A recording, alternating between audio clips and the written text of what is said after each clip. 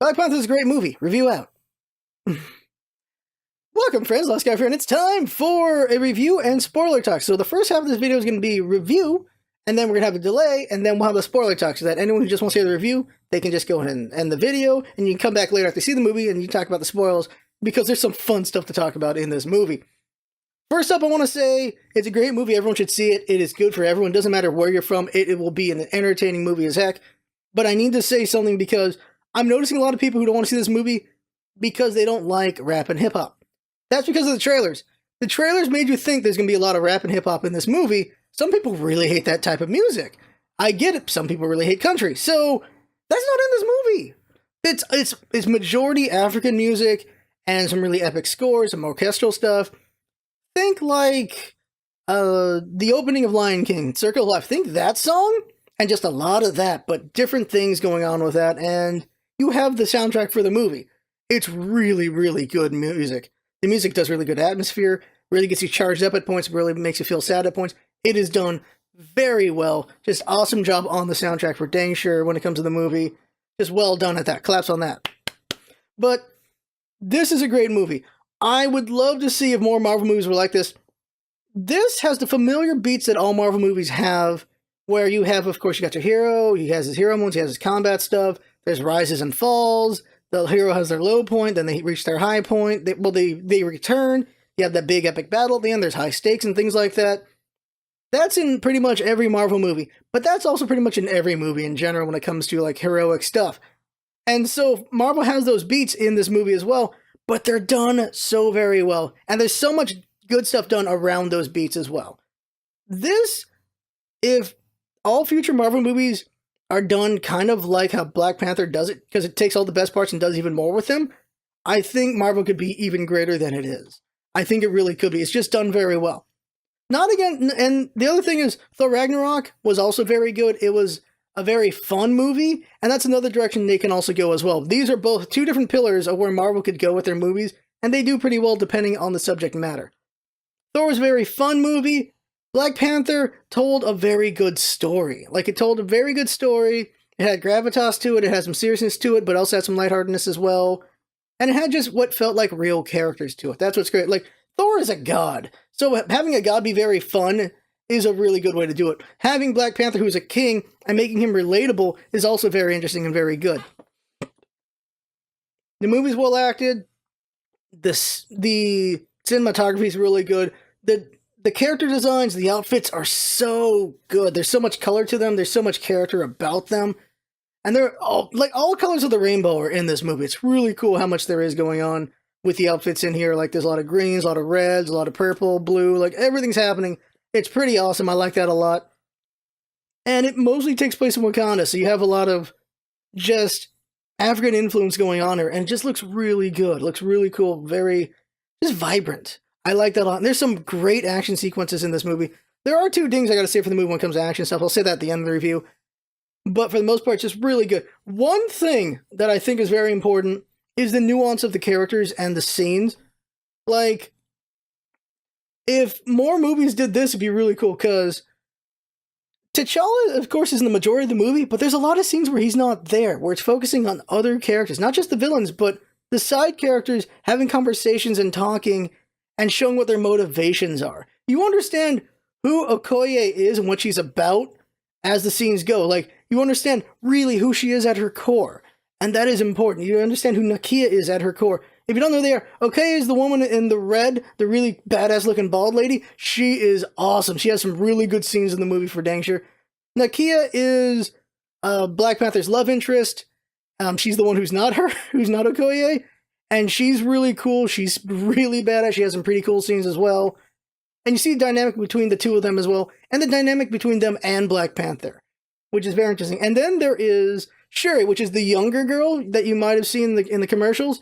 That's played by Letitia Wright. Shuri is kind of like Black Panther's Q. She's very smart. She's actually apparently the smartest woman, or just person, actually, in the world in the Marvel Universe.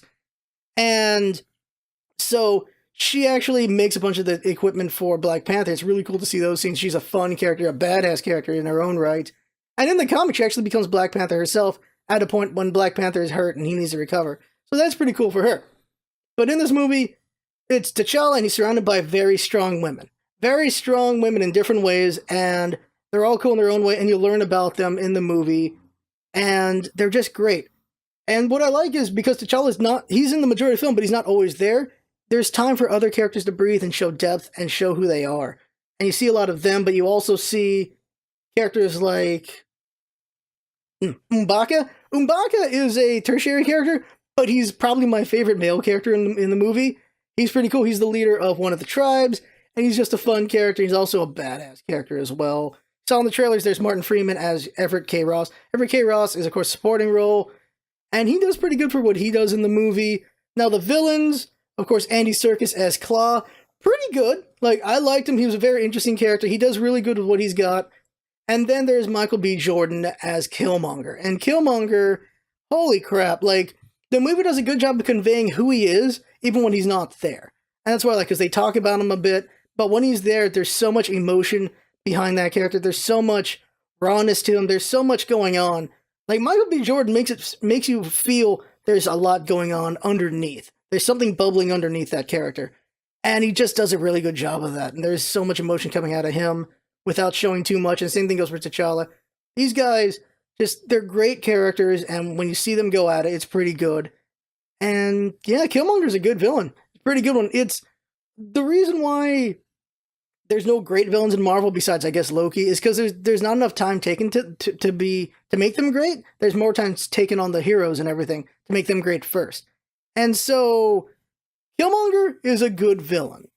It's because every villain only stays around for like one movie, is why they're never going to be any like real great ones unless someone can find a way to make them really good. Killmonger is the closest we got to a really great villain for one movie, while Loki has been just a very entertaining villain across many movies. But he just did a great job. Thanks for T'Challa. If you didn't know, I don't know if any commercial showed it, but just gonna mention Forrest Whitaker's here, and Forrest Whitaker is Forrest Whitaker, but he's not as hammy as he was in Rogue One. He does a great job because Forrest Whitaker is a great actor, and I really liked him in this. And just anyone else to talk about besides just supporting cast? There's just a lot of great characters, and it's just a good movie. It's just a good movie. This is a weird thing I'm gonna say. It feels like it's a 3-hour movie in 2 hours, in a good way. Like, it's tightly wound. A lot happens in this movie. Only a few things feel like they were kind of superfluous. Not really, but like, maybe they didn't feel necessary. But this movie had a lot of setup earlier in the movie and a lot of payoffs later on in the movie, and sometimes multiple payoffs, and it was really great. There was some just great moments in it, and I liked it a lot. And it's just really good. So much happens in this movie in 2 hours. And if Marvel movies go in this direction, they could go even further than they've already gone. And also they can go pretty far if they go the route of what Thor Ragnarok did, because that was a pretty fun movie as well. So more of that could be great as well, I think. Quick interjection, I forgot to say the negatives of the movie. You don't always need to say negatives, but here's negatives. There's a fight in the dark in the jungle, and it's mostly well lit for most of the fights in there, but there's a point where it's just too dark and you can't tell what T'Challa is doing at all. And it's just a bit of a thing because it's just like, well, I can't tell what the hell's going on. But that's nitpicking, I suppose. The other one is there are some scenes where there's fighting multiple people at once, and you can see characters just stand there and waiting to get beat up, or just going into their positions to get into the next frame for the fight to happen. And that is a ding, just because it just doesn't look great, and that's really it. But you don't notice it unless you really are noticing it. And since I watch a lot of martial arts movies, I noticed it. So that's a ding for me. But it's a great movie. It's got 97% on Rotten Tomatoes. It deserves it. It is really, really good. But so there's the review right there. Pretty great. It's good. It's just really good. Just props to all the actors. Like, I don't know if I actually said their real names. Chadwick Boseman as T'Challa. Great. Really good emotions. Just, dude worked out for this role. Everyone worked out for this role. Everyone looks great. They look like they're ready for battle. Michael B. Jordan was amazing. Lupita, I can't say her last name, as Nakia. Great thing about her is she learned Nigerian for one of the scenes. And she also trained in judo, jiu-jitsu, salat, and Filipino martial arts for this movie. Great for her. Like, she put in work for it, and she was a great character. I can't pronounce her name very well. Danae. can't say her last name, who's Okoye. Okoye is such a badass. She's probably like one of the best. I think she's my favorite female character. It's like a tie between her, Nakia, and Shuri. They're all fun characters. But Okoye is pretty damn cool. Martin Freeman is Everett K. Ross. Daniel Kaluuya as W'Kabi. Oh, W'Kabi is a character. He's pretty good too. He's pretty good. Letitia Wright is Shuri. Shuri, pretty dang cool. Really like Shuri. Winston Duke as M'Baku. That was great. Angela Bassett's there as the mother of T'Challa.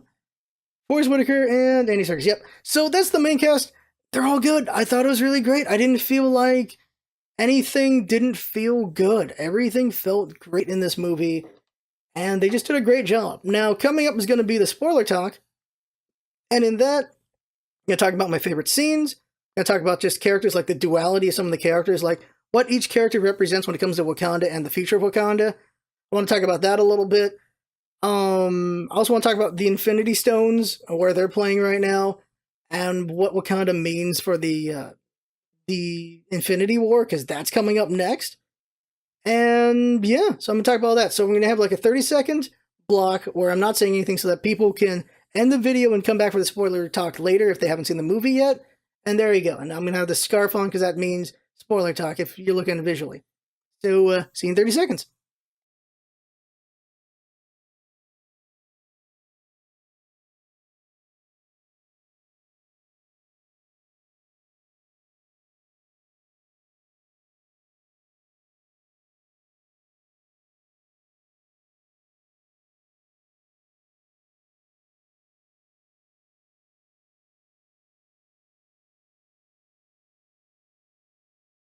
All right, so spoiler talk time. How do I want to go about this? Just going down the line.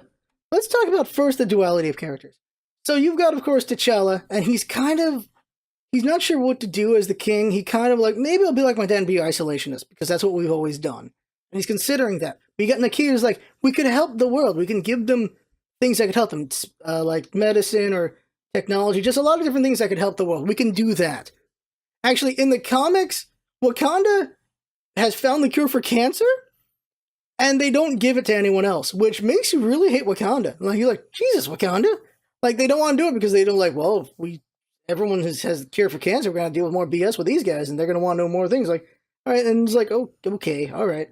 And then you have Michael B. Jordan, which is the more militant side of things, like, well, we could just take over the world and help out our brothers and sisters. And it was interesting how I feel like it felt nuanced. It didn't directly address things so much. It just talked around them, kind of like, what would Wakanda be if it really existed? Why wouldn't Wakanda, like, is asking the question of, if Wakanda really existed, why wouldn't it help with, like, slavery? Or why wouldn't it help with just how black people are not treated very well in a lot of places in the world? Like, why wouldn't they help with all these different things? And it's an interesting question, and you have different ideas on how it could be handled. In the end, of course, Killmonger tried to take over everything, but he got stopped. And we see T'Challa's like, okay, we are going to help. We're going to do like humanitarian efforts and just slowly spread out what we got and help out that way instead of being more takeover-y or being a shadow government like we've been. And we'll see what that does for the world and what it does for Infinity War. I assume when Infinity War happens, we're going to see a lot of Wakandan weapons showing up everywhere to help out. That's what I assume. But it might end up, like, bad things might happen with that because of, for example, Spider-Man Homecoming. Like, we see that scavengers and salvagers, they got a lot of T'Chari tech and a lot of stuff had bad stuff with that. So we're going to see not only that tech, but also going to see Wakandan tech end up on the black market as well. So there's going to be a lot of good when they're fighting the aliens and a lot of bad when the fallout happens after that. So that's going to be very interesting there. But we know Wakanda's going to be a big scene for the fight in the Infinity War, because we see that scene of everyone charging into combat. And I am curious why they're going to fight at Wakanda. Maybe because they're just a big source of power. And maybe because of the vibranium. Maybe Thanos thinks the vibranium would be very useful, because the soul gem is not in Wakanda as far as we know. Like, I made the joke for the longest time. I was like, of course Wakanda's got the soul gem. They got soul, brother. They got it. And no, they got soul, but not the gem as far as we know. And who knows? Maybe Thanos already has the soul gem. Now, I'll talk about the Infinity Stones in a little bit. Focus more on the movie. Okoye's, the scene when she's on the car and she spears a car. Oh my god, that was really dang cool. That was pretty cool. I just realized I did not mention the dings to the movie. Just realized that right now. And really, the dings in the movie are some of the fight sequences could be a little bit better. Um, but for the most part, the movie was just really good. Like the dings I'm saying is like the jungle scene. It's in the dark. You're not supposed to see things very well, but they did it a little too dark where you can't see what Black Panther himself is doing. Kind of when he's on screen. And I feel like that's a bit of a ding. Another ding has got to be um, it's most noticeable when they're at the casino when they have a fight scene and Okoye is fighting a bunch of guys. You can see guys just waiting to get attacked, and you can see guys setting up to get attacked. And so it doesn't look natural for combat, of course, and it's just not as good, and that's unfortunate. And that's just a ding there, I feel. But for the most part, it's a good movie. That car scene is great. When the car gets blown up, that's hilarious. Like, she lands like a badass, and Nakia's just like, she's just in her seat and everything. When Sherry's driving, she runs over, goes like, what was that? Oh, don't forget it. And when her car gets blown, she just falls on her ass, which is funny. When she gets Black Panther with the suit. Now, this is probably one of my favorite scenes because you know exactly what's coming and it still subverts it, and then you still laugh even though you know what's coming. That is, T'Challa hits the suit, he gets knocked away, like, okay, got knocked away. And then she says, hit it again. And you're like, oh, here it comes. Here it comes. We know exactly what's happening. She's recording. He knows what's going to happen, but he's going to do it anyway. And he hits it, gets blasted away. And all you can do is laugh. That's all you can do is laugh. It was just really funny. Even though you knew it was coming, it was still hilarious. And I really appreciate a joke that can land that well. That was a really good job on that one. M'Baku, talking about humor, just him bringing levity to the movie later on in the movie was really good. I enjoyed M'Baku a lot. Because you just thought he was just this big, tough guy, but then you see he's actually got a funny side to him. And that just makes him such a more interesting character and so much more fun. And that made me really like M'Baku, even though he was not there for much. But we see really cool fights with Nakia. We see cool fights with Okoye. We see Shuri's blasting as well. She's being a badass as well. And the female characters are just great. They're pretty dang cool. Interesting thing about Okoye's outfit, real quick, is her outfit is very African, but the designer of the outfits, he also has some Filipino influence on him, and he actually added some things Filipino to her outfit, which is very interesting. Like he put on like just some like jewelry from Filipino influence, which is cool, but it's mostly African influence. But it's the world. The world has influences on all different things. What was interesting is the race stuff. Like you see Killmonger's father was like, everyone's suffering. Why aren't we doing anything for them? For just our brothers and sisters out here.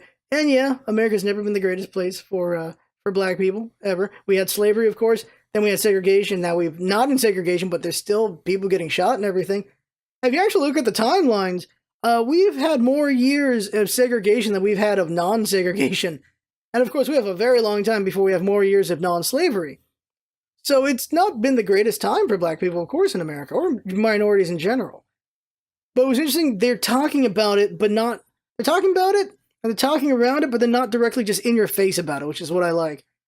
And then you, of course, have Killmonger at the end when he dies, like, bury me in the ocean with my brothers and sisters who knew it was better to just drown themselves than be slaves. And it's like, that's showing his militancy. That shows how what he believes, that it's better that way than to just be a slave. And yeah, like, if you go into history with the slave boats, it's not the greatest.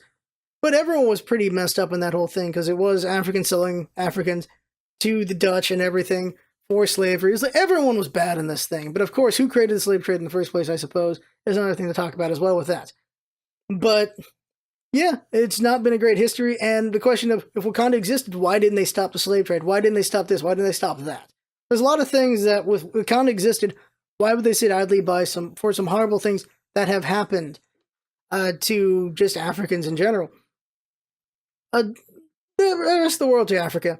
More, if it's happening in Africa itself, maybe they'll just like, we'll just leave it be with that. But because they do have a derogatory term that is colonizers, which is very interesting. You only hear it a few times, like colonizers. It's like, holy crap, whoa, they got a word. All right, and that was just interesting. I like the setups and payoffs. Like we see the setups with the the kinetics in the suits and we see them blast off. Those are really cool scenes. And then we see, of course, when they have the final fight with Killmonger and they both have kinetics, so they're not really beating each other much. And we saw earlier when they talked about the train, like, I didn't think about that train. I didn't realize it was a setup until they fought on the train. Like, once they landed on the train tracks, I'm like, oh, that's what's going to happen. They're going to start messing with the suits because of the kinetics. Like, they're very defensive, so with the suits disabled, someone's going to get wrecked in this fight. I wasn't sure if he was going to kill Killmonger. I really wasn't sure. I thought that he was just going to beat him to submission because he hasn't killed anyone, really, sort of. Kills in Marvel movies are always weird. It's usually just the bosses get beat, but I'm pretty sure Okoye killed a couple dudes for dang sure. Definitely Okoye. Bunch of people probably got killed in that final fight. Because, of course, it's factions, it's tribes fighting. It's got to be. There's no way everyone's sparing each other because this is a coup, basically, and a defense of the throne. There's people killing each other there. And yeah, we do see Killmonger straight up kill one of the guards. So people are getting killed in this. And when he says, we could heal you, I was like, so I can be in prison? It's like, well, it's like, I like that T'Challa had that thought, because I'm like, that shows that T'Challa does still have that kind heart, even though he's risen back up to have this fight. By the way, with the waterfall, I knew that was going to happen. I knew, because I'm like, they have this big fight with M'Baku earlier in the movie, and then there's that waterfall. I'm like, okay, I already know T'Challa's getting thrown out that thing, because that's a death which cannot be confirmed, and so that's how he's going to come back later. Because you know from the commercials that Killmonger is going to rise to power in some way, and there it is. He beats him in the fight for the throne. He throws him off the waterfall, and then we find he gets found later on. I wasn't sure how he was going to get his powers back. I thought maybe Bastet was going to show up, but no, Bastet did not show up. It's just straight up, here's the flower, and he eats it. Because Bast is a thing in the comics. Like, the Panther god themselves, Bastet, she shows up in the comics. Well, she doesn't just show up. Like, they have to do some things for her to show up, but she is an actual thing in the comics. And one thing I'm curious about is if Marvel is able to get the X-Men to come over, what's going to happen with Nakia and T'Challa, because in the comics, Storm is the queen. Storm marries T'Challa. Because who else could marry the Black Panther? It's got to be Storm. Storm's, she is like the most powerful African-American woman there is. And, yeah, marries T'Challa. King and queen right there. So we'll see what happens to that in the future. If they do get the X-Men over, that would be interesting. Like, Nakia is a cool character. So is all the characters. They're really good. I like them a lot. And anything else to add really quick? Well, Everett was pretty cool. I liked Everett. Like, I liked the scenes like, oh, is he gonna die? Is he gonna sacrifice himself? And he nearly does. I like that. I like that he had some importance to him, like, because they just said like, oh, he used to be a pilot. It's like, okay, that's gonna be relevant, isn't it? And it does become relevant, and that's another payoff pretty good there. Like, I like that they set up a lot of things and they pay them off going down. That's just good. That's just good stuff. Anything else to remember? Just Andy Serkis hammed it up as best he could to make his character memorable, since he was going to die halfway through, and I think he did a good job. He was having fun with his character. I liked his character a lot. Like, the SoundCloud joke cracked me up a lot. I really like the SoundCloud joke. He's like, oh yeah, we have a band. We do music. I'll give you the SoundCloud link and everything. I'm like, no, I don't actually want to hear your music. It's like, that's great. I liked it. I liked how he was just having fun. Like, it was a fun character because he was having fun. And it's too bad he gets taken out, but because he wasn't really a villain until then. Like, he's a bad guy in Age of Ultron, but he's a really bad guy in this because he's actively being a problem. You find out, well, he's killed things in this. Of course, he's killed people. And else to talk about? There's probably more that I'm just not thinking of that was great. I like that the scene between T'Challa and his father, the multiple scenes, those were good, and also Killmonger and his father. Like, it was a very interesting scene because it explains how he knows what he knows. Because he found his dad's books and the information that was in there. Because obviously the dad had, just in case something goes wrong, information for his son. So his son learns about Wakanda and everything. And of course, it mentioned he told his son about Wakanda. So, Killmonger knew about Wakanda already as a kid. But after his dad's dead, he learns more and he just gets all this information and dedicates his life to taking the throne, to getting revenge. And so there's just a pretty good villain. I think it's a pretty good villain. Anything else? I think that's really it. There's probably a lot more I forgot right now, but it was really good. It's a very good movie. I enjoyed it a lot. I had fun watching it. Hope you had fun watching and listening. That's what it's all about, isn't it? Having fun, these come by. And what the hell? I forgot about the Infinity Stones. Haha, yeah, okay, let's talk about that. That's what I'm missing. The Infinity Stones. So where are they, right? You've got the Tesseract is the Space Stone, and there's the thing. Like, 4 stones have shown up on Earth. You've got the Tesseract was on Earth the whole time. Reality Stone shows up because of Jane Foster, which is the red one from Thor 2. The Mind Stone showed up because of Loki's attack in Avengers, which shows that at least one gem was in possession by Thanos already and gave it to Loki to, I guess, try to get the other ones. Like, try to get the Tesseract and things like that. So that's the Mind Stone, which is... Okay, so real quick. Space to Tesseract Stone, that is in possession by Loki, which we know in the commercials he's going to give to Thanos, because Thanos is going to attack them.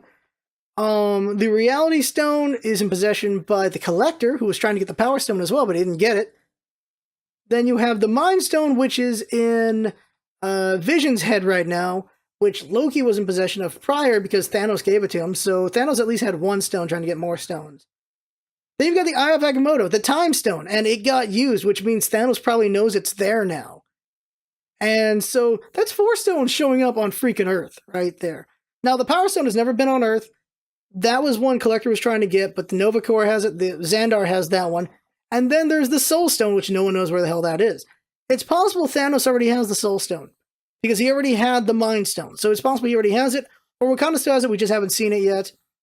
But that's the only one we haven't seen. I guess we're going to see it in Infinity War. And yeah.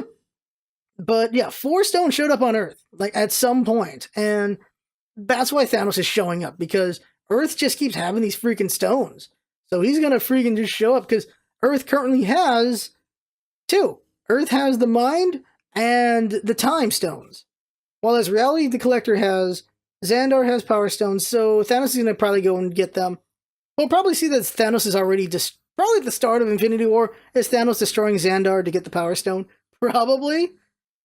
And we'll see how he gets it from the Collector, the red one. But the question is, where's the Soul Stone? We have no idea where the Soul Stone is. It's still possible it could be in Wakanda. But I think he might be going to Wakanda because of the Vibranium, because that's a probably really useful substance for his army. Also probably because Wakanda is a threat. That's probably the other reason as well. I'm actually curious if Wakanda is their last stand. It can't be, because you don't see a bunch of characters there. You don't see Iron Man in them. There might be a battle on 2 or 3 fronts, or it might be this battle happens at this point, and then there's another battle. We'll see when Infinity War comes up. Yeah, so that's about the stones, where this shapes up into it. I'm curious where Ant-Man and the Wasp are going to be as well, because it's Infinity War next, then Ant-Man and the Wasp, which I would assume they would be trying to help out during Infinity War, so... Or not? I don't know. Like, do they not show up in Infinity War? The funny joke is that they're in every picture of the Infinity War because they're so small you don't see them. But now that is everything, because we've now covered that. And I'm excited for Infinity War, so we'll do, of course, a review and Sport Talk for that. But there you go. That right there is the video. I had fun watching. That's what it's all about, isn't it? Having fun, these come by. And see you next time.